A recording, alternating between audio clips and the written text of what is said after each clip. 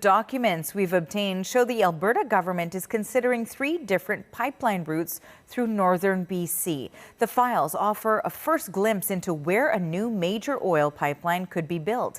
Until now, the Alberta government has provided few details about its pipeline proposal. The province must decide which of these routes to submit to the federal government's Major Projects Office. But we already know British Columbia's premier is opposed to a new pipeline through his province. A secret plan has just come to light, and it could change Canada's future in a big way. Hidden route options for a massive energy project have now been revealed, opening the door to stronger trade, more jobs, and new opportunities across the country. In June 2026, internal planning documents that the Alberta government had never publicly released were obtained and published materials shown to local community leaders during private consultations conducted this spring. Those documents contain 4 potential pipeline routes, including 3 options through northern British Columbia for a new major oil export pipeline designed to carry 1 million barrels per day to Canada's Pacific coast. Until this publication, the Alberta government had provided almost no details about the actual physical routes it was considering. The 3 northern BC routes described in the documents are specific and geographically distinct. The first begins in Fort McMurray, the heart of Alberta's oil sands production, and travels west to a location on the north coast called Observatory Inlet, a deep water channel near the Alaska border. The second and third routes both begin in the Edmonton area. One travels west and then slightly north before reaching Nesoga Gulf, where an export terminal would reportedly be constructed.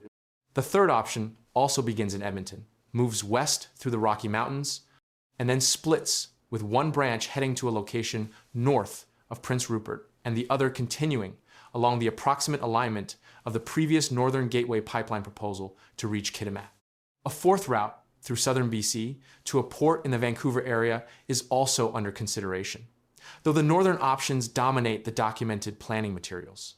Every single one of the northern port destinations sits within the territory covered by the Federal Oil Tanker Moratorium Act, the legislation enacted in 2019 that prohibits crude oil tankers from loading at terminals on British Columbia's northern coast.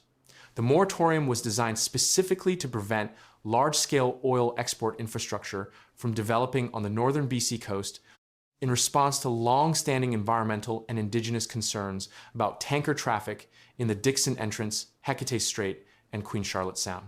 The Alberta-Ottawa Implementation Agreement, signed on May 15th, committed both governments to working toward resolution of that moratorium as a condition for the pipeline. No amendment to the Act has been introduced in Parliament. No legislative vehicle for modifying it has been publicly specified. The July 1st proposal, submission to the Major Projects Office, will either include a specific route and therefore a specific tanker moratorium conflict requiring resolution, or present a general corridor, deferring the specific route determination to later regulatory processes. A spokesperson for Premier Smith's office confirmed Alberta's position without providing the route detail the documents have now revealed.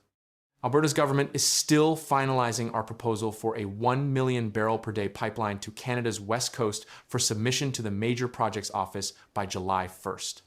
The route choices reflect a deliberate strategy to position the pipeline in territory where Indigenous community relationships may be more favorable to development than along routes closer to densely populated southern BC communities. One energy analyst noted a specific observation from reviewing the documents. The routes were going further north than the previous Northern Gateway proposal and concentrating terminal options in Nisga'a territory. The Nisga'a Nation is a co-proponent of the Kasai-Lissam's LNG project, demonstrating a community orientation toward large-scale energy infrastructure development that contrasts with coastal First Nations further south, who have documented opposition to oil tanker traffic on the northern BC coast.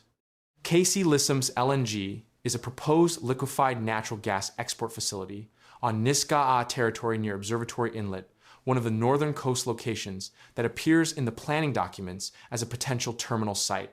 That geographical overlap is significant. A pipeline terminal co-located or proximate to an existing LNG project with Nisga'a Nation co-proponent involvement would connect to an Indigenous community that has already navigated the environmental assessment and consultation processes for large energy infrastructure development in the same general location. The Northern Gateway precedent looms over every aspect of the Northern BC route discussion. The Enbridge Northern Gateway pipeline, a proposed 1,177-kilometer twin pipeline that would have carried diluted bitumen from Bruderheim, Alberta to Kitimat, BC received conditional approval after a 3-year joint review panel process. A federal court overturned that approval in June 2016, finding that consultation with First Nations was inadequate. The project was subsequently canceled in November 2016. One of Alberta's 3 northern BC routes follows approximately the same corridor that Northern Gateway had mapped the Edmonton to Kitimat alignment through the Rocky Mountains. That route's failure a decade ago, through inadequate Indigenous consultation, is the specific legal precedent that the Section 35 consultation requirement in the current federal Alberta Implementation Agreement is designed to avoid repeating. BC's Premier has made his position on the northern routes clear in previous public remarks. He described the push for a northern pipeline as a broadside attack on an oil tanker ban that he characterized as the foundation of economic growth mapped out for the entire country for the foreseeable future. His government did not respond to requests for comment on the newly revealed route documents. Active negotiations between Ottawa and Victoria on BC's economic priorities have continued since the Prime Minister's May visit to Vancouver. But those negotiations have not resolved the tanker moratorium question, produced BC's endorsement of any northern pipeline corridor. A former Alberta Deputy Energy Minister identified the specific environmental challenge that any northern route faces, regardless of which terminal it targets. The question will be whether appropriate mitigation strategies can be put in place to preserve those rivers. The northern BC routes cross multiple significant salmon-bearing river systems, the Skeena watershed, the Nass River system, and river networks draining into the Hecate Strait and Dixon entrance. The same salmon watershed sensitivities that drove Indigenous opposition to Northern Gateway apply to any of the 3 routes now documented in Alberta's planning materials. 14 government backbench MPs wrote to Prime Minister Carney raising concerns about the environmental implications of the pipeline proposal. The MPs declined to be publicly identified in reporting about the letter. That combination, a signed letter raising concerns alongside unwillingness to be named, reflects the internal political tension the pipeline commitment has created within the federal government's own caucus, particularly among members from British Columbia, whose constituencies include the coastal communities and salmon fishery interests most directly affected by northern oil tanker traffic. The July 1st submission deadline is now 30 days away. No private sector pipeline proponent has formally stepped forward as of June 1st. No specific route has been publicly confirmed by the Alberta government. The routes now documented 3 northern corridors and 1 southern option represent the planning materials that provincial officials have been sharing with community leaders in private consultations while presenting no public route detail to Canadians at large. The submission goes to the Federal Major Projects Office on July 1st.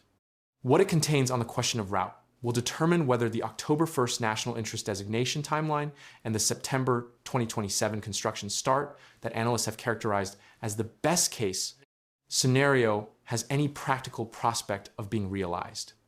A pipeline with no confirmed route, no confirmed proponent, and a tanker moratorium blocking every northern terminal option it is actively planning toward is 30 days from its first formal regulatory milestone.